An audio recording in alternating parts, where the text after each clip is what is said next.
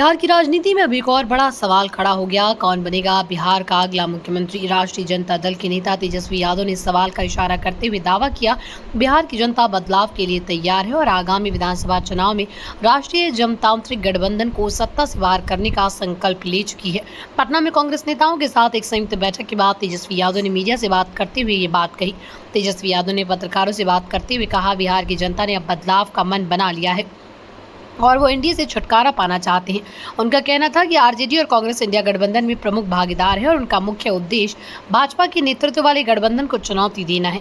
तेजस्वी ने यह भी बताया कि उन्होंने कांग्रेस के साथ बैठक में कई अहम मुद्दों पर चर्चा की। इस दौरान मुख्य रूप से ये बात उठी कि बिहार में बेरोजगारी, अपराध, पलायन और राज्य के विकास के लिए क्या योजनाएं होनी चाहिए।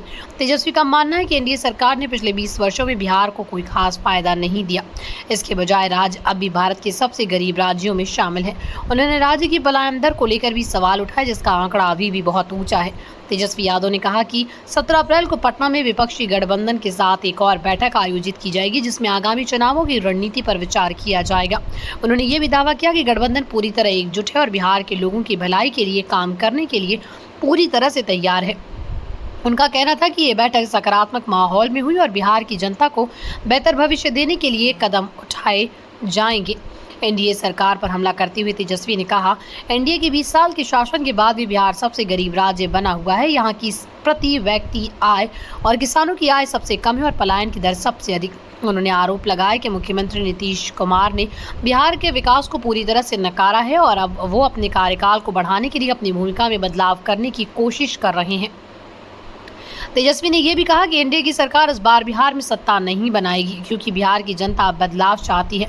उन्होंने ये साफ किया कि उनका गठबंधन मुद्दों के आधार पर चुनाव लड़ेगा और राज्य की वर्तमान सरकार की कमियों को उजागर करेगा।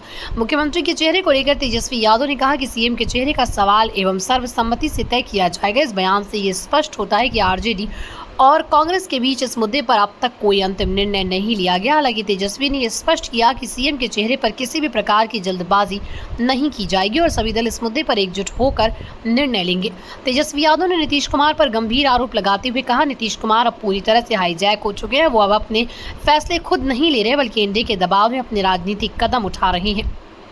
ये बयान तब आया जब नीतीश कुमार ने हाल ही में बिहार में अपने फैसलों में बदलाव किया और ये कयास लगाए जा रहे थे कि वो आगामी चुनाव में आरजेडी के साथ गठबंधन के बजाय एनडीए के साथ रह सकते हैं। बिहार कांग्रेस के अध्यक्ष राजेश कुमार ने भी इस बैठक पर प्रतिक्रिया देते हुए कहा कि ये बैठक बहुत सहज और सहज तरीके से हुई है। उनका कहना था कि सभी निर्णय अलग अलग तिथियों पर लिए जाएंगे, लेकिन सबसे महत्वपूर्ण बात यह कि गठबंधन एकजुट होकर एनडीए सरकार के खिलाफ लड़ाई लड़ने के लिए तैयार है।